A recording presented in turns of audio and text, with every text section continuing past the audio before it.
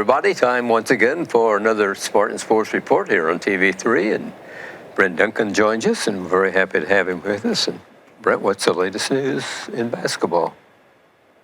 Well, or in sports? Next week, and we're ready to roll. Sports? Well, we got wrestling sectional coming up this Saturday, so we're excited for that. What time was that here? That will be at South Dearborn. Originally, it was scheduled for Franklin County, but it's a 9 o'clock start, I know, in the morning. 9 a.m. in the morning, so good early weigh-ins, and kids will leave about 6:30 in the morning. Hopefully, we'll have some kids advance out. So, wrestling team for the Spartans pretty good, isn't it? Yeah, we're a little short on numbers, and that kind of hurts us when we do our dual meets, but we've had some pretty good showing in individual-wise over the course of the season. So hopefully, obviously, when you get to the sectional, it's an individual sport, counts as a team sport when you get down to the points, but you can advance as individuals. So it's kind of good for us when we struggle with numbers until we get everybody to get a weight class. And I think in time we'll get there. It's just new coaches, new system, and youth programs started back up. So we'll hopefully fill all those 14 weight classes in the next couple of years. So. Reason for it moving? Sectional? I don't know. Because everything I have was at South Dearborn last year because I made that trip. I'm like, I called and said, well, something's come up in Franklin County and them switched it, which is fine. It's in the paperwork they sent out, but I read the paperwork, but I didn't pay attention that it said South Dearborn on the top. Because they just switched it in the last couple of weeks. So it's like, oh, at least my coaches know and the kids know, so we just get the buses to the right spot. So, no, it should have been at Franklin County, but there was some type of conflict either at the school or personal with the AD. I'm not sure exactly what it was. So South Dearborn agreed that they would go ahead and take it again this year. And then they'll flip it back to Franklin County next year. So. It's always good. So I hope the Spartans do well. I mean, we know freshman coach, sort of first-year coach. Yeah, Colton Gonzalez. And he's being assisted with Colton Massey. So it's unusual. We're probably the only school in the state that coaches both named Colton. So. But between them, they've had a lot of wrestling experience. Yeah, I think for the most part, that was their, they both did some football and they both wrestled. I think they both excelled. And, Colton went on to college and wrestled. And I think for Colton Massey, wrestling became his best sport and sport he did the most. So good for our kids, and they're good with the kids. And hopefully they'll get things going in the right direction. And of course, we got gymnastics this week. If you're thinking you're coming to see Muncie Central, they don't have a team anymore. So gymnastics is going to go against Newcastle and Shelbyville on Thursday night at the high school. So multiple opponents, I believe you call it. Yeah, we'll take on Newcastle head-to-head, and we'll take on Shelbyville head-to-head, and then Shelbyville is actually coming back to their regular scheduled time in February. They want to know if they could jump in this meet. So you know how Joanne is with gymnastics. It doesn't matter who comes as long as we get somebody here to do it with. So. More the merrier. Yeah, that's for the case. Our invitational's coming up, and we got 8 or 9 teams coming to that, and some new ones, and one pulled out because they lost their coach and can't find anybody to coach, and so it's always in flux a little bit. We'll get there. Sure. Swimming sectional right around the corner for the girls. Heading to New Pal in about a week or two. It's hard to believe that we're already talking the swim sectional, the 1st of February here coming up, and girls basketball sectional a week from Tuesday for some and Wednesday for us. So it's right there in the corner. We'll be beating down spring sports here before long. Hard to believe. It goes by fast. As you know, the older we get, the faster it goes. It does. The girls are ending their season at East Central Thursday. Home Thursday. Home to East Central. Yep. So hopefully we'll have a good showing. I didn't get to see Saturday night's games, but it looks like they played the Lady Lions pretty tough. And lost by a single point. Yes, they did. I heard down the stretch we missed a few free throws. But you can't look at the stretch. You got to look at what they did early in the first quarter and the second quarter. Any turnover, any missed rebound, or anything like that comes back to haunt you down the end. Not one for moral victories, but on the other hand, to stay that close with a team like Rushville has to be a confidence booster, I would think, going into the tournament. Well, I've talked to them just in casual conversation. It's just about getting to believe in yourself that you can beat teams like that, And I felt like even before, and sometimes in the boys program before, you go to a place and the kids don't believe they can win. And every game in the conference has been close for the most part, 10 points or less for the most part. And a couple of those we played without some of our kids because they were either hurt or traced out or whatever the case may be. So, the sectional, I think, is pretty open. So if they play like this consistently and play together as a group, then I think we got a chance to advance. But it's all about them and believing in what the coach is doing. And you've been to the games, so there's definitely improvement Very much so. Things are going in the right direction. Now they just got to start believing and then get over the hump and get it done. It was a tough week this past week, busy week for them at Franklin County and Pendleton, and then at home with Rushville. And I was impressed both games on the road that the amount of fans we had there as well. And I want to commend our fans. And it wasn't just parents and grandparents there. And I like seeing that. No, and I think our people support our kids well, and I think they can see things getting better. You know, and the more better they get, so to speak, how people are around here, they're going to follow you. So it's unfortunate our regular fans, many of them didn't get to see them Saturday night. They were at Batesville with the boys. But yeah, boys opposite the girls is not always great, but it's also on the weekend, and got to get those prime time slots for those people as much as we can on Fridays and Saturday nights. So it was a good week for the girls because it's Tuesday, Thursday, Saturday, not quite like the sectional, but pretty close. I mean, if you were a sectional, it'd be Tuesday, Friday, Saturday, so give you a little bit of flavor of that, and then come back this Thursday with East Central, and then we'll gear up for the week from Wednesday. East Central, good team. I believe they are. Well, they're the favorite they're the best in the conference. There's no doubt about it, and they're always big and physical, and they do a good job with them down there. So hopefully, that's what our girls are striving to become, is like them. And of course, you went to Pendleton, and I don't know that they're that much better than us, but they surely didn't miss in the first quarter. I think they could have thrown it in with their eyes closed. Didn't matter what we did, we couldn't seem to get it in the bucket. But just one of those nights. Sometimes the bear bites you. And you just got to live with what you got, and you move down the road to the next one. And obviously, we bounced back well on Saturday. So hopefully, that's a stepping stone for this coming week and the next weeks to follow. So East Central's not in the sectional, though, are they? No, they're the only. Currently, they're the only team that's 4A, and the rest of us are 3A. So Yes. they're not going to come out of 4A, but we'll be interested to see if any of us, or if Move up us, to because we're 4A. the top, we're the next. Do we move back up to 4A once we get the realignment coming? So Very well could, because we're close in the enrollment. yeah, we're always ranks. close, and even if they change what some people propose to do, 0 to 1 to, we talked about a little bit before, 1 to 500 and 501 to 1,000, we're still going to be on that cut line to whether you're the second group or the third group. So just happens to be where we land, and there's other schools just like us in that boat, and every year could be up or every year could be down. And we'll know Hopefully by this spring we should. in the spring, okay, is when the make a ISSA decision if things go like they're supposed to by April, sometime in April 1st. Okay. And that is That will be for everything but baseball and softball, because they won't do that till the summertime. It's one of the reasons that we continue to play teams like Mount Vernon and Pendleton and Greenfield and those, because we could very well be thrown back into a sectional alignment with them. Oh, yeah, and you don't want to. It's good competition that's within an hour and a half of drive, and you don't want to have to revamp your schedule every couple of years thinking that if you're definitely going to stay in 3A, then maybe you do a little revamping and try some more 3A schools, or maybe travel to find 3A schools a little further on the weekend. But we got a lot of good competition. I think I figured out for the boys program the last 9 games, the opponent's total combined record before this weekend was 72-23 that were going to play. So I was looking at that. you're averaging less than 3 wins, 3 way above. losses, and over 8 right now. They're all over 8-3. So, and I think one of them we played last night had 8 of those 23 losses. So, so The sectional coming up, and the Lady Spartans when will they play? we play Wednesday at Greensburg at 6 o'clock against Lawrenceburg. Okay. We'll go down to Greensburg tomorrow and meet with all the teams, Coach and I will, and bring back goodies and any advance sale tickets that they might have. So I should hopefully have some answers tomorrow about ticket sales, and we'll get that out as quickly as we can get that out. And the sectional starts on Tuesday. Single game on Tuesday. I didn't look to see exactly who was in the bracket yet. I looked at it, but I just Rushville looked to see when we were at. Rushville and South Dearborn, one of them got the bye. But it's Rushville and Batesville, and the winner of that plays South Dearborn, who got the bye. So we're out.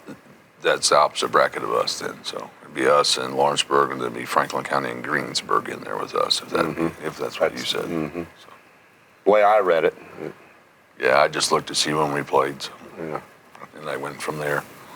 Good sectional. We're hoping the ladies do well. Yeah, I mean, outside There hasn't been any team. I think Lawrenceburg beat us by 11 early in the year, and we played without Abby Schwartz was just coming back. She had been ill, and Simback was out with a concussion, so we weren't at full strength, and we got a couple girls out right now, so hopefully we'll get them back before the tournament time. So, What will be the cost of the tickets? Do you have any idea?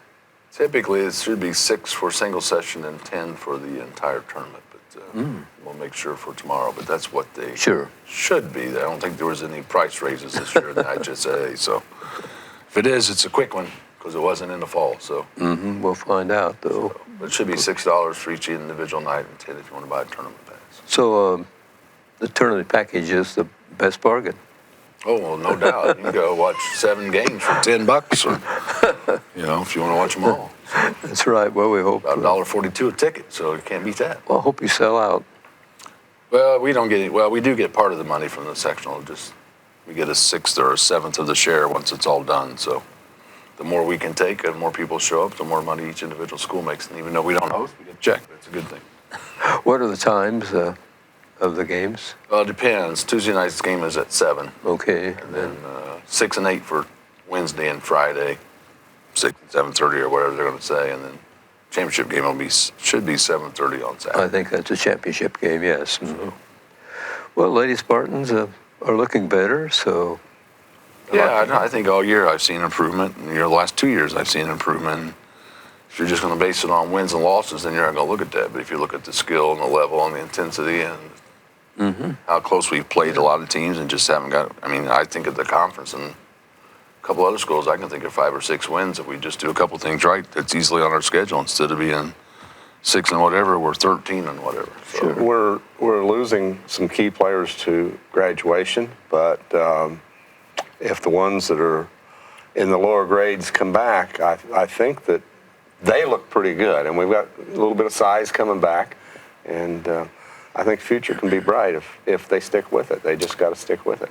Well, I think, losing the seniors will be hurtful, and, you could never replace them. But as I told somebody in another sport, that when they said, well, we won't have a team because the seniors won't be here next year. And I said, we'll miss all of you, but when you pull the little drop of water out of the bucket, there's still a full bucket of things in there. So you can always tell that you're gone. And hopefully the girls that are younger, I think they got a little different mix to them. I think they hate to lose more than they like to win. So I don't know if that's a bad thing. So the desire not to lose is greater than that just being happy to win. So. Well, we've had freshman girl, J.C. Wilhelm, get to play quite a bit in the last few games. Another freshman with some nice size and plays well underneath, Phillips girl. And so I think you, looking to the future, you put those together with Simback and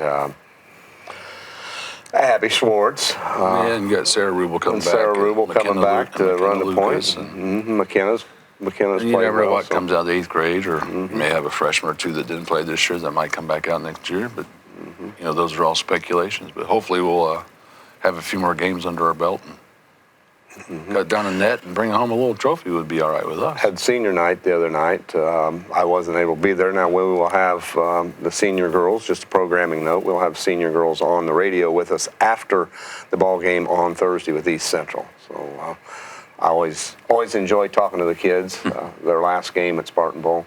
Yeah, Paige and Carson and Brittany and Kara. And you got a couple managers and Ryan and Bree. I don't know if they'll come out and put their voices on there or not, but you always hate to see them go on, but also know they're going on to something different, something better, and taking the next step in their life. And as we try to tell parents that for 99% of the high school kids, basketball and sports is terminal by the time they're a senior. Because I think a lot of people think there's just a major amount of people who make college sports teams, and studies show only about 3% of those even play at college, and only 1% of them are playing in Division I. So that's a small market. Very. Even though there's lots of schools, and you can find a school if you want to play. Abby Bador is going to go down and play golf at Hanover. She told me that this week. So, or at the end of last week, so she's excited. So there's places and opportunities that may not be where people think you ought to be, but it just depends on what you want. So. Here's a schedule for this week at CHS as far as high school and middle school is concerned. The freshman basketball tourney continues. The EIAC tourney, it'll be continuing until Wednesday, I believe, will be the finals. On Tuesday, the middle school wrestling will be at Batesville, the middle school basketball at East Central, girls' white team, that is. The girls' red team will be home to Newcastle. Those games will be in the Spartan Arena. On Wednesday is the championship game in the EIAC tourney. How are the freshmen doing, Coach? They won the first game on Saturday against Rushville, so they'll play South Dearborn tonight at 6 o'clock. And Good. win that, they'll be in the finals on Wednesday. Great. Wish those kids good luck. On Thursday, the middle school wrestling will be home to South Dearborn. Gymnastics is home with multiple opponents.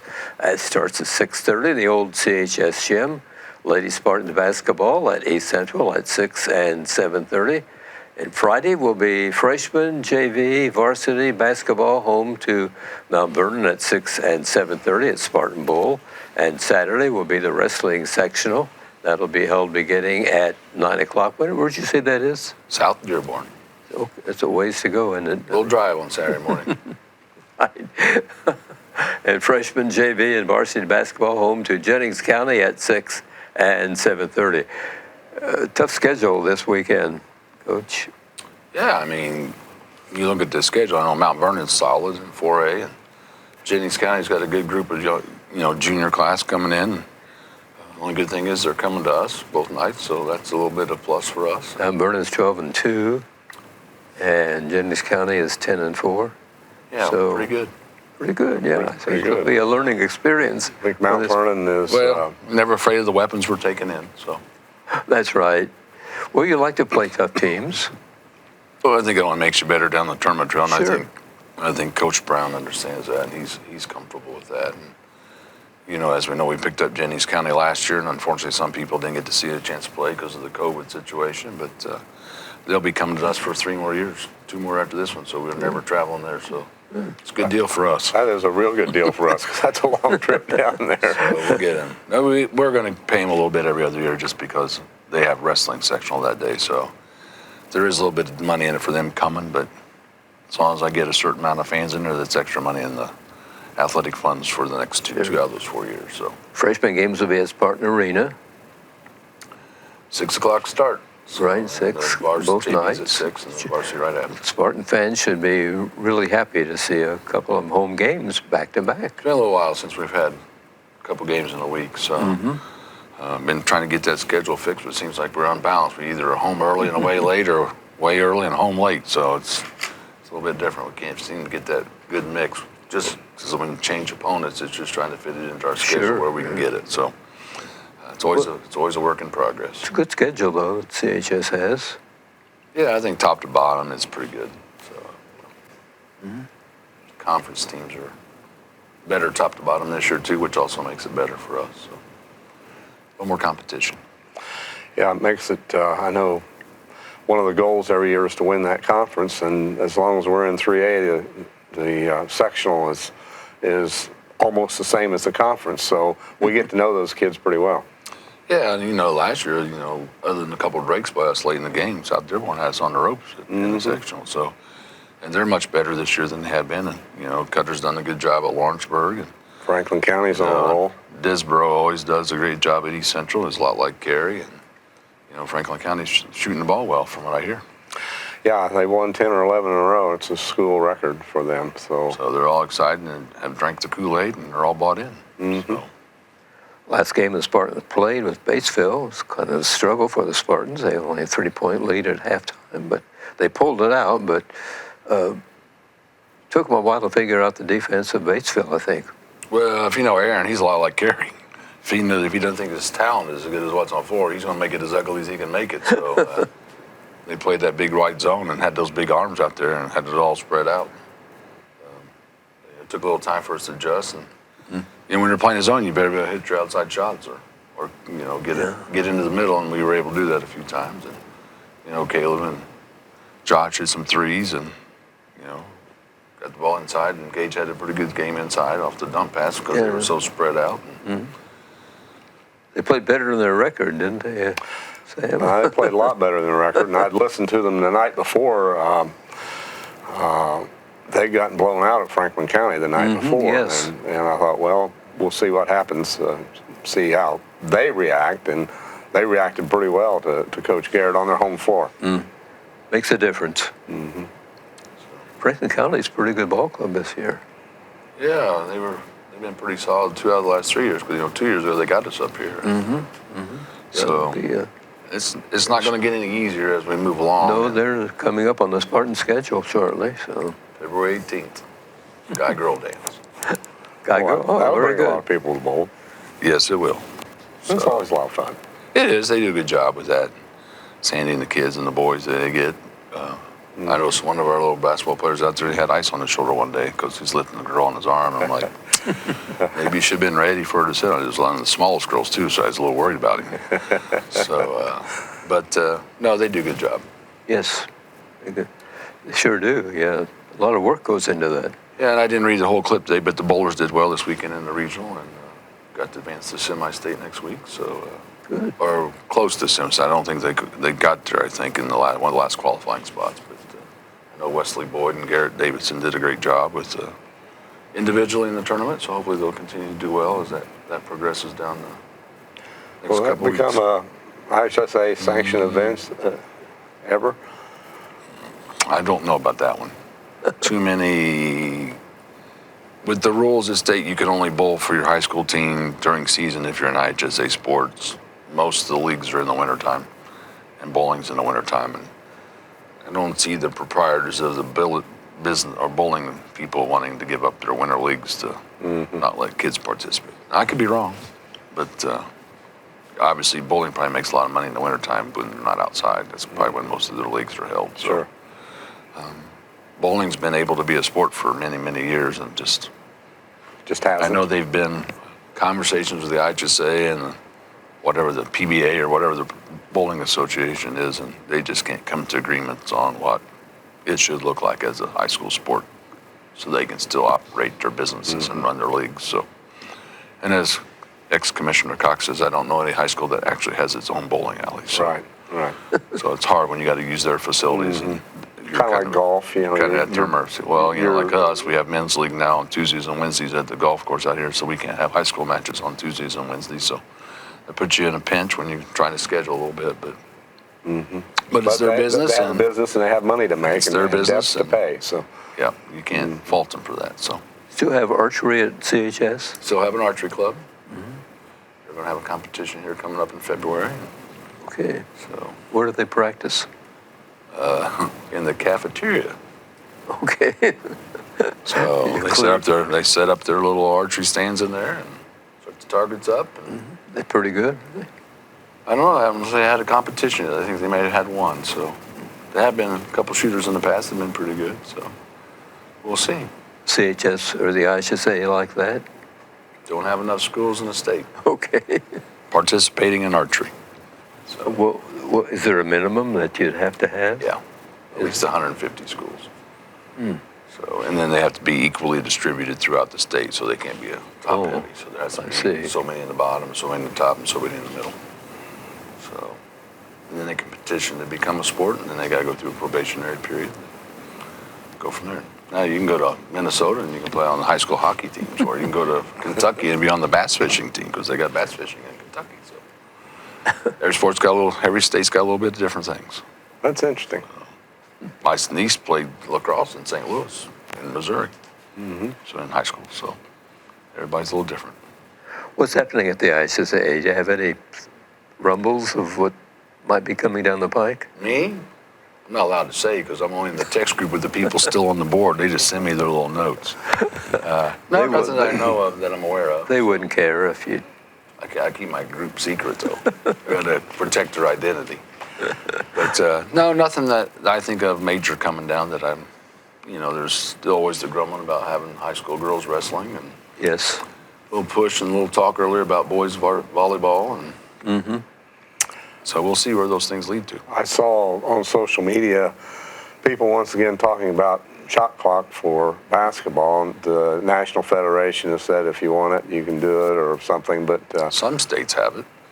I will never vote for it. I would never support it. There are those, and this one guy keeps saying that by not having it, it doesn't prepare kids for the next level. And my answer to that was the same thing that you just said earlier, that only 3%, around 3% of kids move on to the next level of play anyway. So what are you preparing? If they're that good, they're going to. Those will adjust. They will make the adjustment. I think Trace Jackson Davis has made the adjustment from Center Grove High School to Indiana University. Go from our level, Garrett and Charles and Grant and those guys that have gone on and played at IU East or Indiana Wesleyan or Indiana Tech or wherever they're at now. I think they've all adjusted to the shot clock and the timeouts at every 4 minutes. And I just think if you want the shot clock, I want to say it was, I don't know, it was Nolan Richardson said it or whoever at a conference I was at, and he said, having the shot clock in high school is like telling the rabbit every 45 seconds you got to come out of the bush and face the hunter with the gun.